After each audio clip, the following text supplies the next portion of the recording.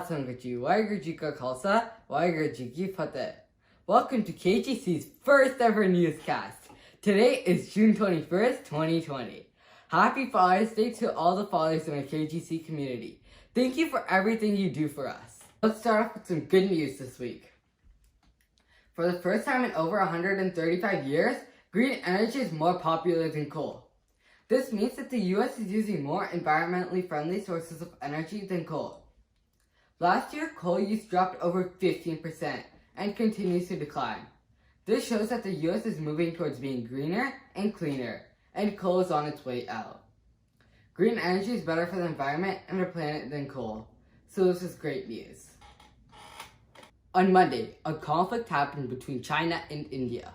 The battle happened on China's side of the line of actual control, in Galwan Valley. The line of actual control's area is the longest disputed area in the world. No shots were fired in 45 years until suddenly 20 people died. China has been building trenches and moving heavy artillery into the area. India has been building bridges, angering China. China says that India's troops crossed into their area, and India says that China has crossed into their territory. 20 Indian fighters died, but China hasn't reported casualties. India says that China had casualties. No territory was lost on both sides.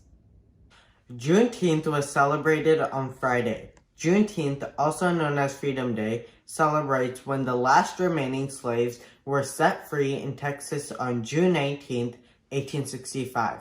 Although the Emancipation Proclamation freed slaves 2 years ago, places under Confederate control did not have freedom for slaves until an order by Union General Gordon Granger informing everyone that Civil War had ended. Juneteenth is celebrated because when the last slave was freed, it showed the whole country that America had made a huge step towards achieving a country of peace and equality. It is nationally celebrated as a commemoration of the ending of slavery in the United States. Juneteenth is a time for us to educate ourselves, assess, self-improve, and plan for the future so that we can continue to work towards freedom and equality for all. This week, the Supreme Court upheld DACA. The Trump administration had been planning to dismantle DACA, a program enacted by Obama that temporarily protects children brought to the United States as children from deportation, but the Supreme Court has ruled that the administration cannot do so. The Supreme Court ruled against the plan because there are certain procedures that must be followed under administrative law before the administration can take action, including providing a reasoned explanation for why it's taking the action, such as providing detailed justifications. In this case, the administration did not do so.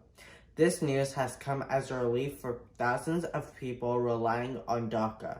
People who were brought to the U.S. as children and graduated high school here and consider themselves Americans just as everyone else. Washington State has seen improvement regarding coronavirus this week. King County was approved to move to Phase 2 in the phased approach. This means outdoor recreation, manufacturing, construction, domestic services, retail, real estate, professional services, nail salons, barbers, pet grooming, and restaurants are permitted with strict safety measures. Washington State has to continue to see improvement in the number of coronavirus cases for at least 3 weeks before we can move to the next phase. Inslee made masks mandatory in Yakima County to try to stop coronavirus from spreading. Yesterday, we had our very first remote regional symposium. All the competitors delivered their speeches over Zoom. We are proud of everyone who partook in the symposium this year. This year's decisions were hard to make as everyone had great speeches and prepared well. Thank you to all the parents, judges, and students who put in so much work. This evening, June 21st at 5 p.m., we are having a Racial Justice and Equity Forum. We will be having a conversation with Reverend Harriet G. Walden, Reverend Linda Mae Smith, and Wen Allen Karsten on how we can amplify the voices necessary on behalf of the Black community. This forum will be live streamed on Khalsa Gurmat Center's Facebook. Please join us at this forum because we could all benefit from further education on this pertinent topic. Thank you for watching the first edition of KGC News, and happy Father's Day to the fathers again. Stay safe, stay home, stay happy. Waheguru Ji Ka Khalsa, Waheguru Ji Ki Fateh.